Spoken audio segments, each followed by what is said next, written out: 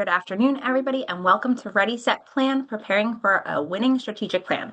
Strategic planning can feel overwhelming, and too often plans don't translate into real action. Today's session is focused on helping nonprofit leaders start the process with clarity, alignment, and realistic expectations.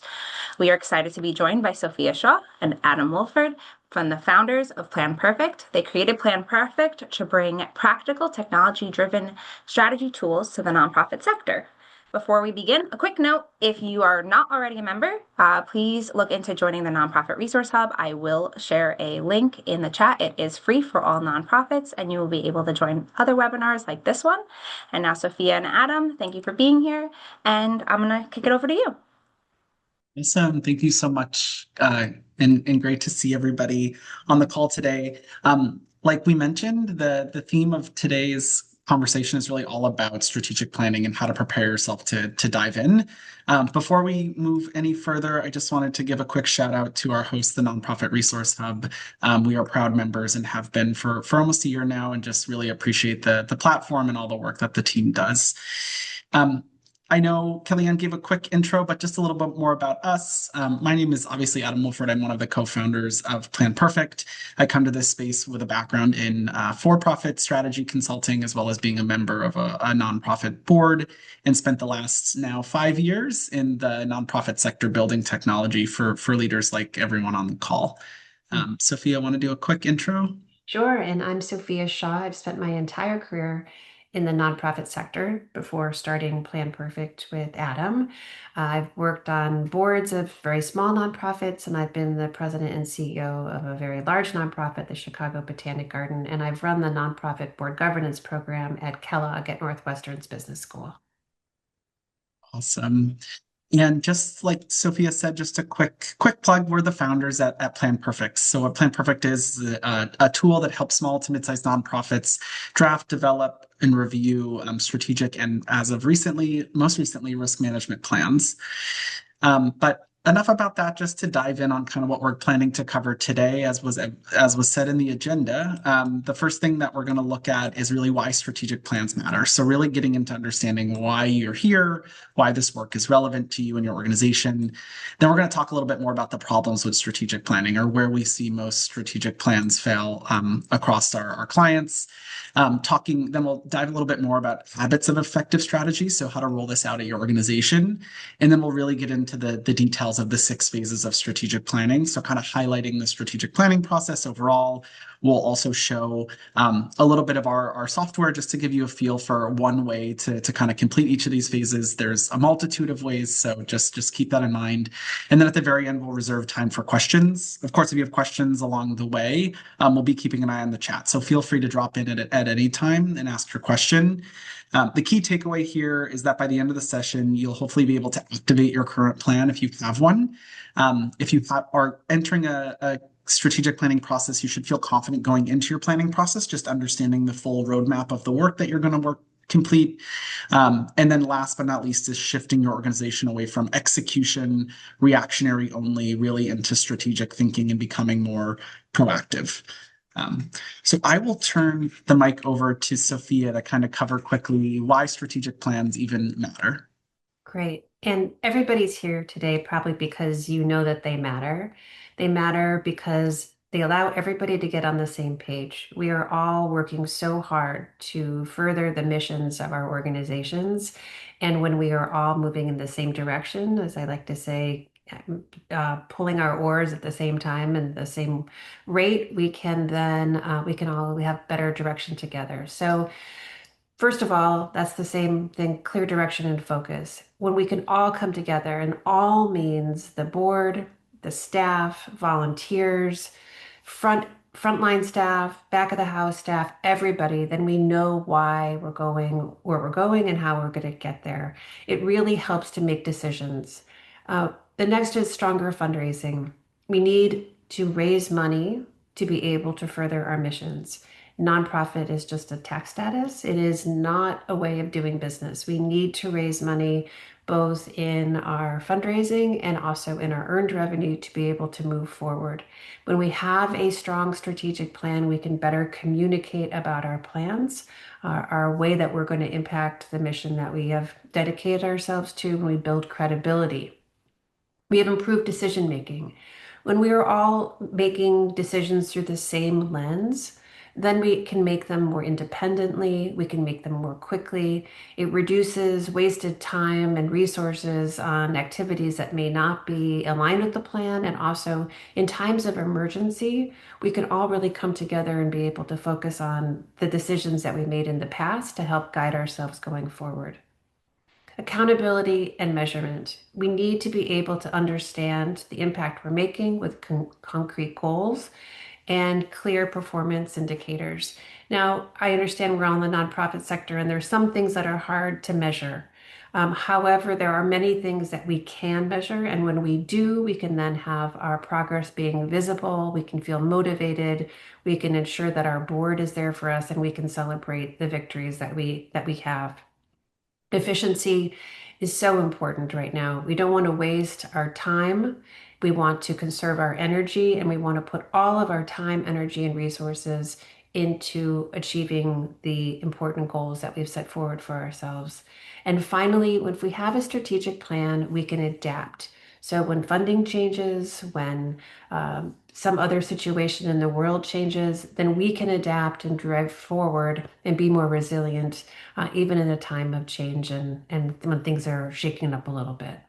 So here's an example of an organization that we've been working with at Plan Perfect that really has been able to show this. So when they came to work with us, they had a plan. They're a great organization, but they didn't have any way to really measure it, bring the board together. So the board kept asking for it. I want to see a plan. I want to see metrics. I want to understand where we're going and why.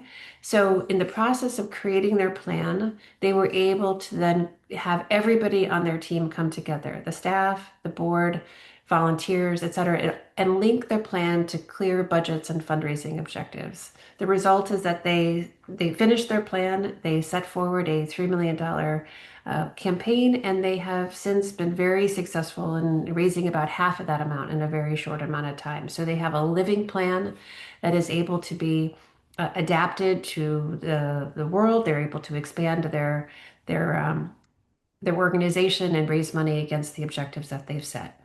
Awesome. Thank you, Sophia. So now I'll kind of dive in now that we've set the stage around the importance of strategic planning.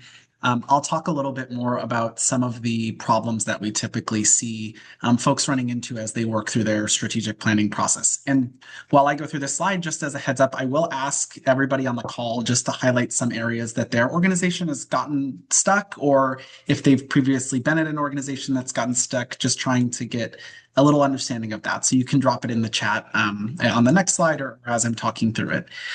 So just kind of walking through the process here, the maze where people get stuck. The first one is no clear ownership. So if no one is explicitly responsible, and I mean no one, like single one person, for moving the plan forward or tracking execution, it's very common that the plan will get left on a shelf or abandoned throughout the process. So it's very important up front to really think about who will own the plan, both in actually developing it and then executing it. The next one is static format. So a lot of plans end up living in PowerPoints or PDFs that are lengthy and look quite beautiful, however, lack any sort of real ability to be executed, or the piece of execution is not thought through at the outset. So being really thoughtful about how you're able to infuse this into your daily operations and keep it top of mind for your organization as it's being executed is paramount to making sure that you don't get stuck along your process. The third kind of stick in the maze is no alignment across teams. So different departments will pull in different directions due to unclear priorities. So it's very important that the plan is cross-functional in nature, or at least developed with a cross-functional mindset in place, and that each division or each department is able to see the importance of their work across the plan. The next one kind of relates to the first one, which is leadership turnover. We've seen these at a few clients of our own where plans are tied to individuals instead of embedded systems. So when people leave, the plan leaves along with them. So it's very important that instead of having it centralized on one person's desktop or in one person's head, that you have a system for the whole organization to participate in both the planning and also the execution of the plan. Next is really important in that it ends at board approval.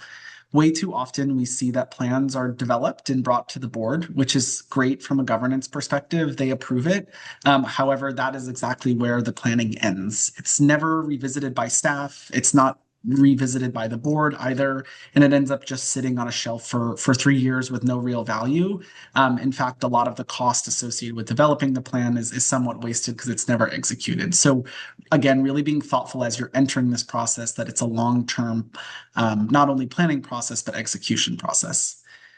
The next is that it's disconnected from daily work. So if the plan isn't linked to ongoing projects, programs, priorities, or responsibilities, it will be really hard to execute it and infuse it into the daily operations of the organization.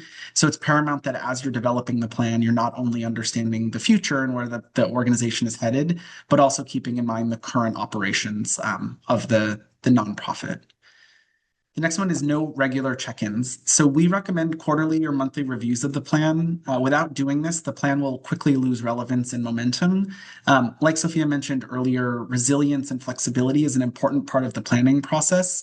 So while it's important to think about what your organization might look like in 3 to 5 years, we're all well aware of all of the macro changes happening in the environment today. So it's important that through these regular check-ins, you gut check your plan against what's happening internally and externally in your organization and adjust it accordingly.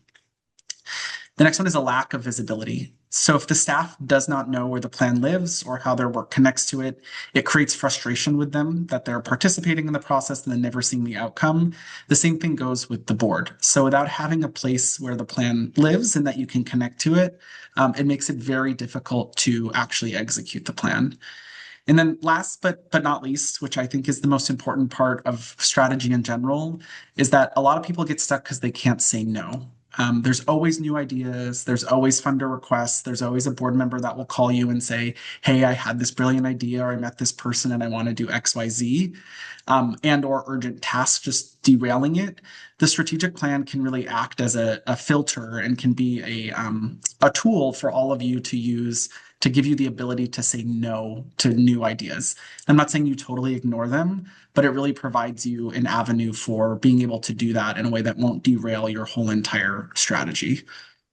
So with that in mind, like I said, I would love to just hear in the chat kind of where your organization gets stuck or has gotten stuck in the past in the strategic planning maze. All right, maybe everybody is executed with flawlessly without any errors. So, oh, here we go. There we Thank go. you. Good. Thank you. Yeah. Resistance to change is a really Yeah. strong one. Tracy, I really appreciate this, and it wasn't in our maze, but I think, including not only the whole organization, but also your constituents, stakeholders, um, in the strategic planning process can help to assist in making sure there's not a resistance to the plan that comes out on the other side. Mhm. Shauna said lack of visibility. This is a major one. Again, we see a lot of strategic plans created, but no real way of executing them. Quarterly check-ins. This is a great one, James. I think really being thoughtful about revisiting the plan. Um, and then Brett, I think your point is well received, lack of assigning roles for follow-up in the planning itself. Executing, getting from the idea of wanting a plan to actually having a plan is a project in and of itself. And it's Mhm. something we'll talk about later. So this is a really, really great add to the maze as well. Mhm. Um, feel free to keep dropping in the chat. I'm going to keep us moving forward. I'll hand it over to Sophia to kind of cover this next slide. Right. And you can see it on here. Really, everything that Adam's just been talking about in this maze can really be summed up as the strategic planning of the past was creating a document. And for the most part, that document was created once and then put away. It was created by leadership, so perhaps the senior team and the board. It was oftentimes in paper or in a so-called binder, which Probably the younger people on the phone don't even know what a binder is anymore or on the call.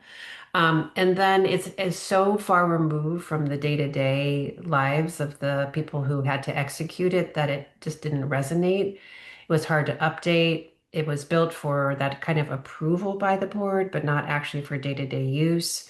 And then there was no way to figure out who was on first to the point of a lack of assigning roles.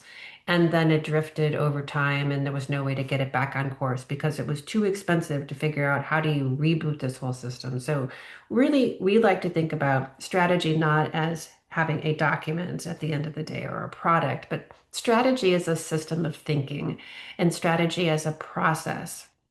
So every day we wake up in our regular lives and we think about how our day is going to fit into our overall lives. And it's the same thing with how we run an organization or a company. We want to figure out where it is that we're going through our plan and then how we're going to get there. And then we change and we adapt as our circumstances change. So you can see on the right-hand side, and I won't read the whole thing, that really strategy is a fundamental operating system of our organization as opposed to a document is where we want to be going forward. Flexible, integrated, easy to revise, built for execution with clear owners, and reinforced with ongoing rhythms and reviews.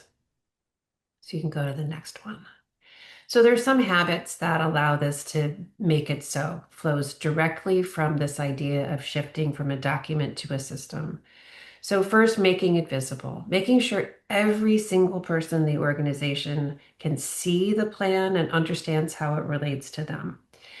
In short, how does everybody know what the mission of the organization is able to articulate it to partners, beneficiaries, funders, etc., make it visible. The second is making the strategy part of the culture, which is really related to making it visible. But how, when decisions have to be made, can leaders talk about how that decision is being made in the context of the overall strategic plan that has been articulated and that everybody's seen and knows about? Which feeds into the next one, make it everyone's. Strategic plan should not just be something that is had created by the board and the staff leadership, but that it includes everybody's voices. And that doesn't only include people on the inside, but as Adam said, people that the organization serves. And that flows into the next one, that it creates, has a way that the stakeholders actually know what the plan is and why. So that is the leadership, staff, and volunteers board. And also, and this is really important, listening to the people who the organization is intending to serve. So that process can happen before the plan is being made, during the plan process, or then again afterward. Are we actually delivering upon the goals of our organization? And we only know that by asking the people whose work we are supposed to be, who are supposed to be benefiting from our work. The next is revisiting it regularly and often, keeping it in the regular cadence of monthly reviews, whether that be it for the staff or however often the board meets, making it a regular component of board meetings, just checking in at the dashboard and creating a dashboard that can be regularly reviewed and keeping everybody on the same page. So the rhythm in the next slide is really seeing how we can keep it alive both on a weekly basis. Maybe this is just one of us or somebody on the call taking a look at it and like, okay, where are we? And keeping it fresh and part of our daily lives. Monthly is a team meeting, quarterly with the board, and at least once annually in an annual meeting that can, or multiple annual meetings. When I was CEO, we had multiple annual meetings, one with people who were visitors to the Chicago Botanic Garden. We had one with donors, and then one with the board, and then also one with the staff.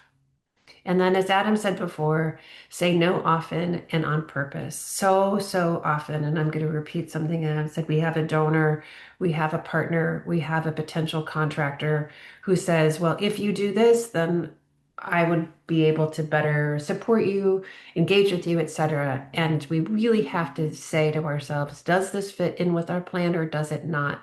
And not sort of sway to the opinions of everybody, or else we lose track our own way. Awesome. Thank you, Sophia. So now we'll kind of dive into more of the tactical piece of strategic planning. So the purpose of this section is really to give everybody an understanding of sort of the six phases as we see them with strategic planning. I'll cover each phase and then I'll quickly, I know Kellyanne just dropped in that we are doing a demo of the software, which will be much more in depth later this next month. But I'll also show you how we support each of these phases in our tool. And the goal of that is not to sell you on our tool, but just to give you an understanding of how this might look at your organization to hopefully inspire you to either adapt a tool you're already using, find a new one, or create one from scratch, but really just to help to bring it to life. So the first step in the process is really what we call plan to plan. It's kind of what we're covering on this call. It's why everyone's here. It's really thinking about slowing down before speeding up and moving forward into strategy. This doesn't need to be a long, drawn out process. We say here 2 to 4 weeks. It can be shorter than that, depending on the size of your organization. But the goal here is really having alignment and clarity before you dive into the full process. If you skip this and just get right into planning, it oftentimes leads to confusion later. So some of the activities that you might think about doing as part of this is really aligning the executive director and the board chair. And that's to agree on both the purpose and the scope. So is the plan only about programs? Does it cover other aspects of the organization? Does it need to connect directly to any fundraising or campaign goals? All of these things should be discussed again between the ED and the board chair before you even get into the strategic planning process. Next is to really appoint a strategic thinking partner. This is someone who can kind of help gut check against the bigger picture. This can be internal to your organization or an external consultant. There's obviously software that supports this as well, hence our company and why we're here. But there's just ways to make sure that you have a thinking partner that can work alongside you.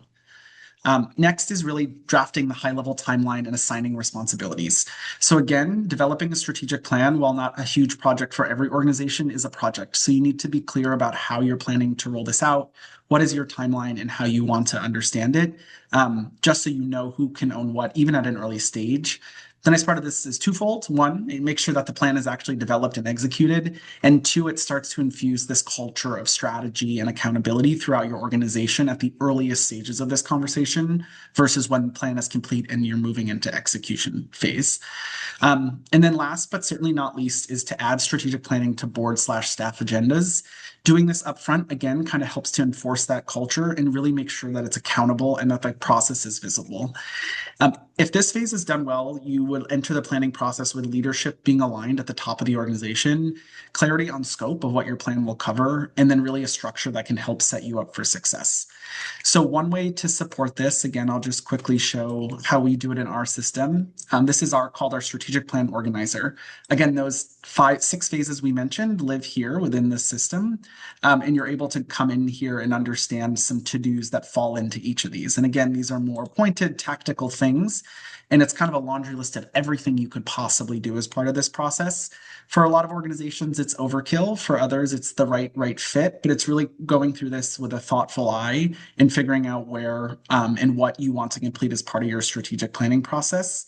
Like I said, it's then coming in here and understanding the dates to actually executing this, and then making sure you have the tools and processes in place to support the process. With that in mind, once you complete this section, you can move into the next one, which is all about environmental assessment and stakeholder input. Again, we're carving out maybe a month for this, but depending on how much of this work you typically do or you have already done as part of your process, this can be shorter or longer. Again, this phase is all about grounding the plan in real world context and stakeholder voices. We don't want a plan that's created in a room with just the board and the leadership team kind of guessing what people have to say or their thoughts. It really has to reflect the environment that the organization is operating in. So a couple activities that could happen at this section is first to scan sector trends and peer benchmarks. So you can look at reports, newsletter, and even do AI scans with all of the generative AI tools that exist today. And this ensures that we're kind of taking a look at the world of what's happening in the broader field. This has never been more relevant than today with all of the major shifts that are happening at the micro political economic level. Just really important to make sure that you're taking a look outside of your organization as well before you go ahead and design your plan. Next is really thinking about an inclusive stakeholder input process. There's a multitude of ways that this can take shape. You can do surveys from a tool. You can launch focus groups within an organization. You can do interviews if you have the bandwidth. The key here is really understanding all of the different perspectives that would make the plan stronger. Like we said, a major group that gets left out but is critical for developing a plan that sticks is the beneficiaries or the constituents that benefit from the programs that you have within your nonprofit. Making sure that their voices are heard is paramount to developing a really strong plan. So once you've done all the input, it's then all about synthesizing these voices. So you can't just gather the input. You actually have to, analyze it and summarize it into usable insights, with the ultimate goal or output of this being something like a SWOT analysis. I know there's a handful of these out there that we've heard, but this one is a good one just to anchor to if you've never done this work before.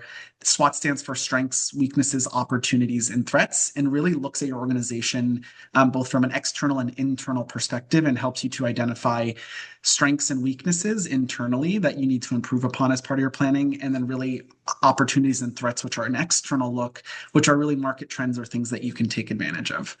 Again, done well, this phase can make the plan credible, responsive, and grounded in both data and community voices, again, with the long-term goal of grounding the plan in real-world context and stakeholder voices. This space, there's a multitude of tools out there that can help support this. Just to show you some ideas of how we support this in our system, like I said, we have a survey tool that allows you to launch surveys directly from our system. There's a list of recommended questions, which you can launch based on the stakeholder type you select, so you're not starting from scratch. And then you're also able to absorb or upload, information that's relevant to your plan. And this can be interviews, stakeholder conversations, etc. It can also just be historical content. So previous plans that you're trying to update, financial information, any general information about the organization, all of this is relevant as you're thinking about your planning. So just getting all of that into one place, and then using a tool to help you kind of cull through the insights. So this allows you to see AI insights, which provides you key recommendations for your plan, again, based on all the data that you've uploaded. And you can also generate a SWOT analysis in real time. The nice thing about our tool and other tools in the market now is that you're not only able to generate the SWOT analysis across all stakeholder types, but you can also look at it on specific stakeholder types. So this is really helpful as you think about, what your board is thinking about the organization versus maybe what your beneficiaries or constituents are thinking about the organization, where those things are aligned or where they are different, and really thinking about not only developing your plan in a meaningful way, but making sure that as you move out of just the planning phase and into execution, that you're able to compare across these different stakeholder groups so that your plan is comprehensive and understands the full breadth of voices that you're collecting. Once you've done this work, again, you don't need to over-index here. I think, getting data into the system, into any system or into your process is a really strong start. The next step is all about building the foundation. So you can think about this as creating your draft plan. The idea here, or the goal, is that you have clear goals and objectives that help to anchor the entire plan. Without a strong foundation, later phases really risk drifting or becoming too vague. So the first step in this process is all about refining the mission, the vision, and the values. These are the compass that points the direction for every decision that follows. So it's really important that you define these, get them approved with the board, and get everybody aligned before you dive into actually developing the goals. The next is really defining the history and timeline. Again, earlier on in phase one, you would have discussed the timeline of how long the plan should cover, but this is really getting surgical about it and getting the organization's history defined, as well as their timeline. Next but not least is defining the goals and objectives. So these really should strike a balance. Obviously, the goals need to be ambitious enough to inspire your organization, donors, board members, etc., but realistic enough to achieve. So you don't want to make a goal that's a little bit outside of the bandwidth of your organization. You want it to be realistic, but again, aspirational. And then last but not least, where the real magic happens is creating objectives that live underneath each goal. If you just create the goals, it makes it very unclear of how you're actually going to accomplish it. So really creating objectives as part of this process is very important.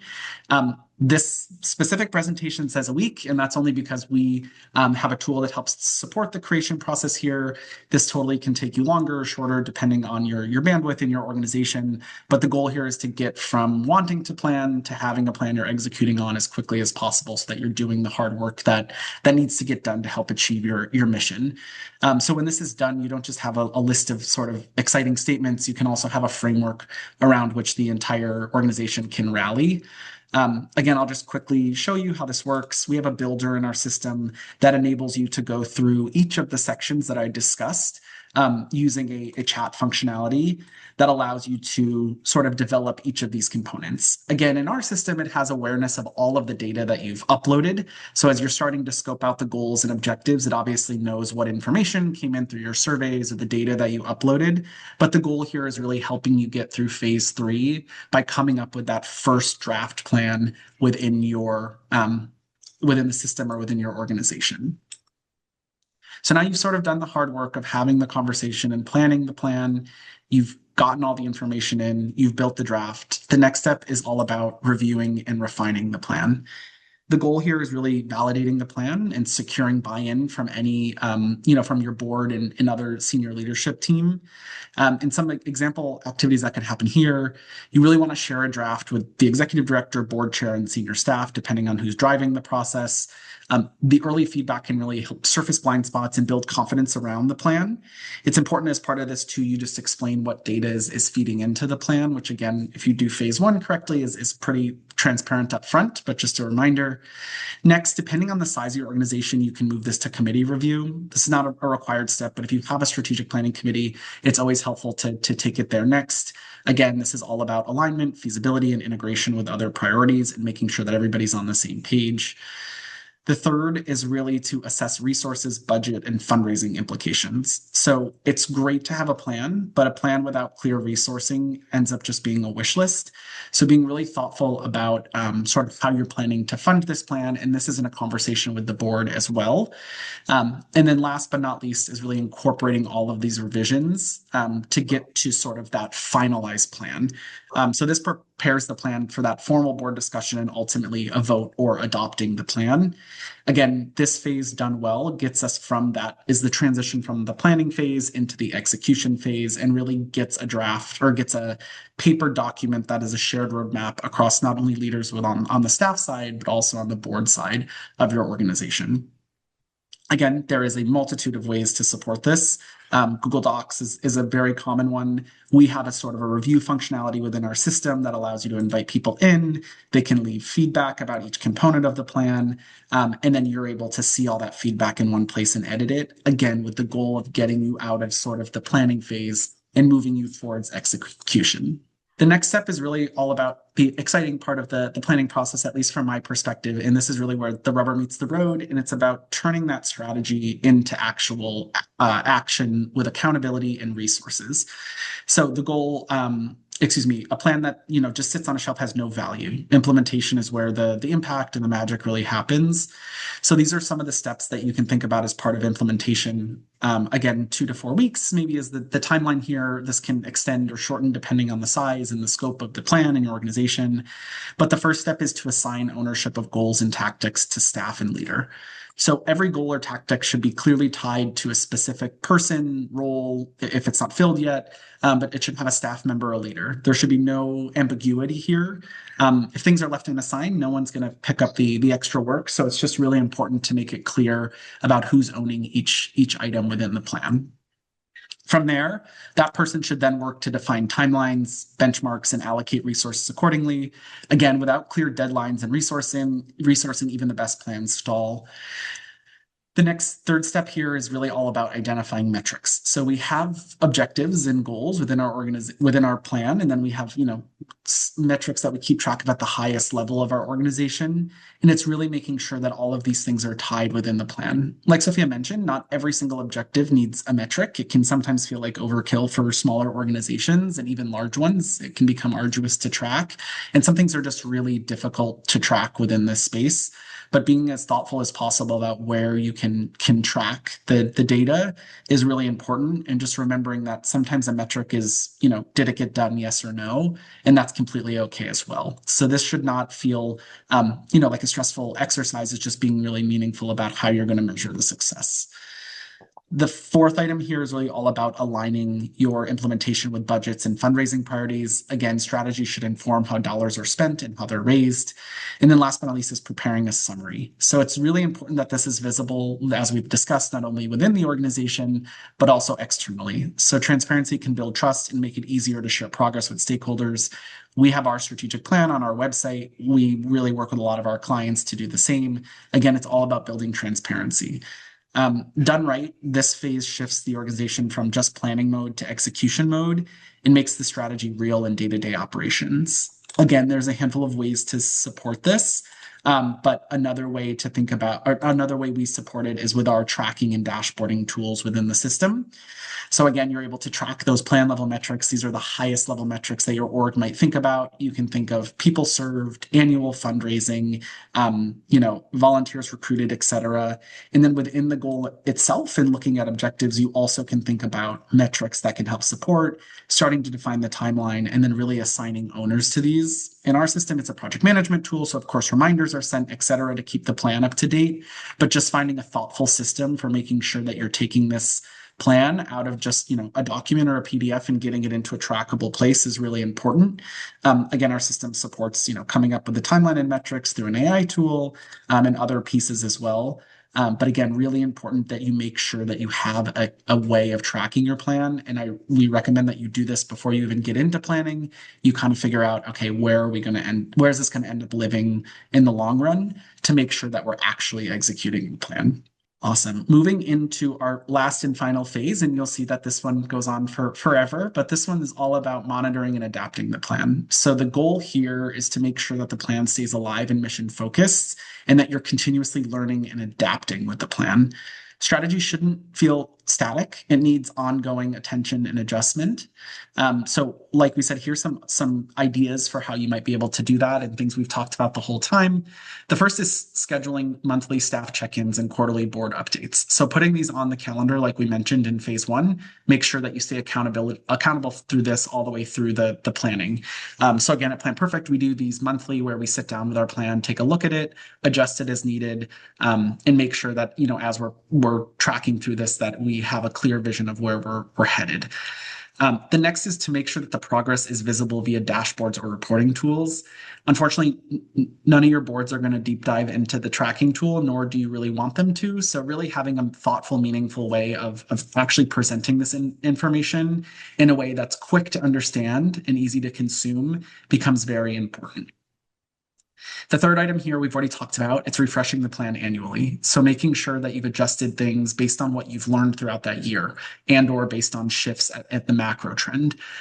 Funding changes, changing to staff, et cetera. It's just really important that you think about your plan as an ongoing document and not just one that you are going to define once and then execute. It really needs ongoing adjustment.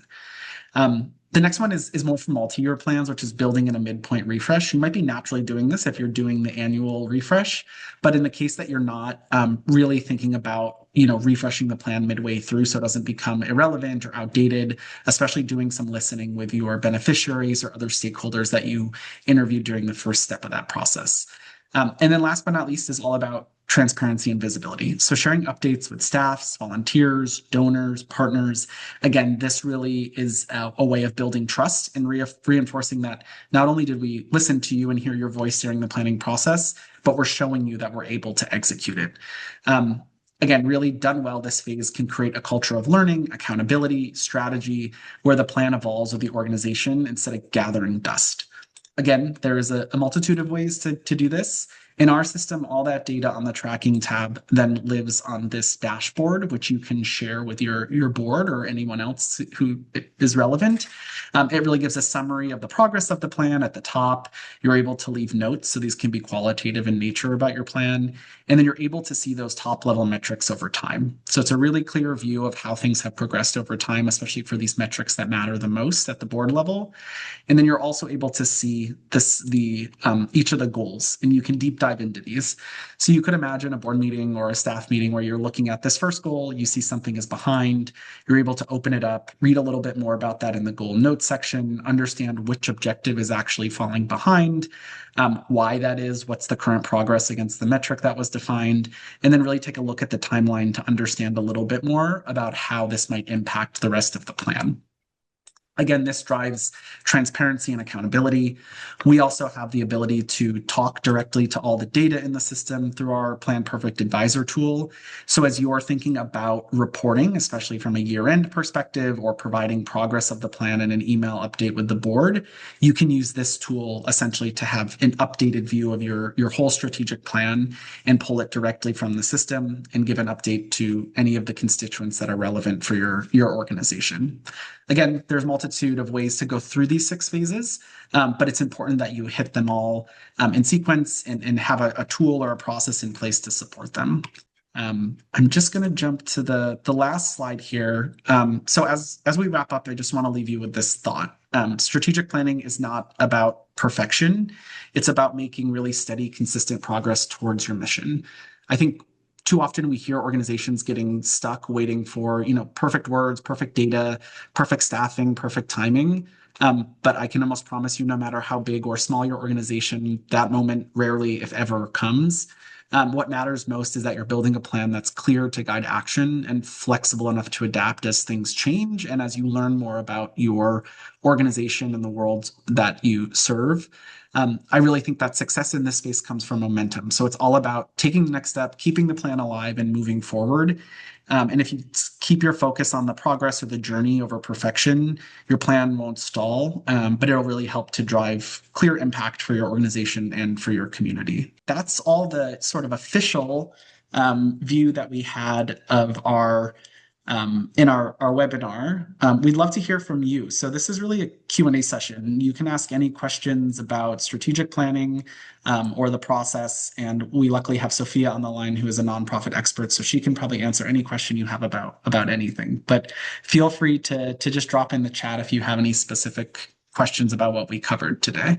For sure. Before, as they start to load in, I also want to go back to the comments and hear that this is my first strategic plan, and so I don't really know I'll get stuck. I like this idea of having it be somebody's first plan because realizing that the organization hired you, and it's a lot of executive directors on the call here. If the organization hired you into the organization, then it wants you to take the leadership role and to put your voice into a plan. So you can be bold, you can really do to really, the organization better than anybody. So get your ideas out there and your voice out there. Oftentimes making a draft and having people give feedback to it is a really nice way of moving forward. Okay, Yeah. now we have questions. Yes. The first question is, should you create financial forecasts with revenues and expenses to test whether the plan will achieve the financial goals you set? And if not, how do you know if the plan will achieve the financial goals you set? I think it's a little bit of a chicken and an egg question, at least from my Yes. perspective. There's sort of 2 ways to do this. And I think the first way I describe is probably a healthier way, which is to develop your plan and then understand what the impact will be both on your revenue and your costs and then adjusting it from there. So treating it a little more iterative. I think it's very difficult to say, we're $100,000 in our annual fundraising and we want to get to 250,000 without thinking about a clear path to get you there, or the building blocks to get you there. So I really think that doing it more so as a back and forth process is probably the best approach. Agreed. I think that sometimes we think of strategic plans, we mix them up with capital plans or capital fundraising plans. And a strategic plan can cover things that are not financially related. And usually there's then a financial corollary to the strategic plan. So building that financial forecast or those goals, making them reasonable and achievable and really tied to what the money is going to be doing for the organization makes it easier to fundraise. And the next question in here is, how many years into the future should you plan? We have clients that are making 6-month plans, 1-year plans, 3-year plans, 5-year plans. The typical way of thinking about a strategic plan is a 3 to 5-year plan. However, We're finding that there's a lot of success with these very short plans, especially during a time of transition when a new leader comes in or a new board member, or if there's been some upheaval or change in the organization, loss of funding, that actually just making a short-term plan, taking a pause, getting everybody in the habit of making something together and getting their voices on the same page can then lead to the longer term plan next. Yeah, I think it's also a symptom of the tools that were available prior to tools True. like ours or others in the market is that, it's expensive to hire a consultant to come in and build a plan. So 3 to 5 years as an investment makes sense upfront. But if there's a way to do it in a more agile manner, that can afford organizations that are smaller or mid-size or just want to take a different approach to do so. So we support the conversation in our system about how many years it should cover, but I think it's really a decision of the organization, and there's not a one size fits all, just based on, like Sophia said, leadership transitions, funding challenges, etc. The next question, which I love, is what do regular check-ins look like to you? Annually, quarterly, monthly? I feel like the orgs I've been in, we don't check until there's time to build a new strategic plan. You are certainly not alone. Yeah, definitely We not alone. Yeah. Yeah. I think in our organization, what has worked best, and again, this is not a one size fits all, but I think it's close enough that you could probably adapt it. We do personal one-on-one within our own between the plan and us every week. So just to keep it up to date, make sure that the data is fresh. Every month we meet as a staff or as a team and we bring together the plan. We look at it. We understand where there's cross-functional dependencies, where things are slipping and what the implication is. Quarterly, again, it's more of a report out to the board, and that depends on how frequent your board meetings are. But that's a kind of a rough estimate just to say, here's where we are in the plan, here's how we've progressed, here's maybe where we're falling behind and how we're going to change that, or what we need from you as the board to help us unblock this. And then last but not least, that annual plan refresh is more taking a step back and looking at the plan holistically and asking yourself, does this still align with where we're headed? Does this align with changes that are happening at a macro level? Does it match our funding and our staffing? So really kind of revamping the plan overall. Again, I think if you're regularly revisiting, you're likely tweaking along the way so that annual refresh doesn't feel like such a large mountain to climb. But it's just a good line in the sand just to make sure that you're revisiting the plan annually at least. Mhm, Does that align with what your thoughts, mhm. Yeah, Sophia? for sure. Yeah. And the next Um, question is how many people should have a license? So our platform doesn't have licenses. We offer it to we don't have seats, so we have the software is available to as many people as appropriate within the organization. So that can be people on the staff team and some board members. So, and we have different levels of integration or participation. So you can have administrative people in the system, people who can just view it, and then also people who can review documents that are coming from it. So it really depends on what's the size appropriate for the size and functionality of the organization. Yeah, and there's another system question, which is, does the tracker help produce progress reports? And yes, it does through the dashboard, which we showed. You can also get custom reports out of the advisor, that chat functionality that we explained, and those are more can be in text in progress, and then you can visualize it from there. But it does support kind of coming up with that. Mhm. Paolo has a really great question, which is I'm planning to build multiple sub-programs into the same organization. Would it be possible to implement only one strategic and financial plan, or is it better to have it for each one? I personally like to have all of the different plans within, at least the strategic plans within one overarching umbrella plan, and then you can make different execution strategies around each one of those sub areas of focus. But having it all integrated into one plan, especially for those reviews with the board and with the staff, is particularly helpful. However, building the sub programs can definitely be done not only in our system but in other ones as well. And I guess I'd sort of wrap up to say that you can do this. You can do this on your own. You can do this with a consultant, but you also really can do it on your own. Like just when you're thinking about really sitting down at a quiet moment or turning off your computer from the constant inbound to say, really, I know my organization really well. This is where I think we're going. This is what I think we do well. This is what I think we don't do well.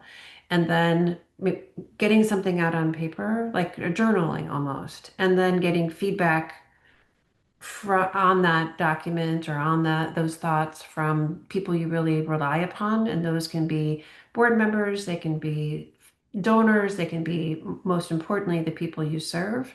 And that it's an iterative process that you can use from yourself to make larger and larger circles to make a plan that you can all work on together. And I remember when I was making my first plan, it felt completely overwhelming. And then once I got going, it felt really, really exciting to chart the future. And we all can do it, and we all have to do it in order to move forward. I love it. Um, and as we thank you, Sophia, that's a beautiful wrap up. And then logistically, as we wrap up, if you'd like to connect or you'd like to apply this in your organization or just continue the discussion, we'd love to chat. The QR code on the screen will lead you to our website where you can book a live demo, check out our video demos, and learn more about our organization. And then, as Kellyanne dropped in the chat as well, we are doing a more in-depth demo of the product. On February 25th, where we'll dive into not only the strategic planning side, but also our enterprise risk management solution and our AI solution a little bit more in depth. So feel free to sign up for that. But otherwise, we just wanted to thank you all for joining and taking time out of your busy days to listen to our conversation and hear more about our organization. And if you have any thoughts, questions, feel free to reach out to us at founders@planperfect.co. Kellyanne also dropped in our LinkedIn, so she's totally on top of it, which is great. Yeah, we'd love to continue the conversation with any of you on the line. I also think the demo slides or the recording and the slides will be coming out after in an email. Is that correct? So all of the recording and the slides will be sent probably by the end of this week to everybody, as well as we will be sharing that link again for everybody to sign up for the webinar on February 25th. So thank you guys. This was a great session, and thank you for everybody who joined us today. And we look forward to seeing you guys next month. Yep. Thank you, So, Kellyanne. thank Thanks, you. everybody. Bye Bye bye. bye.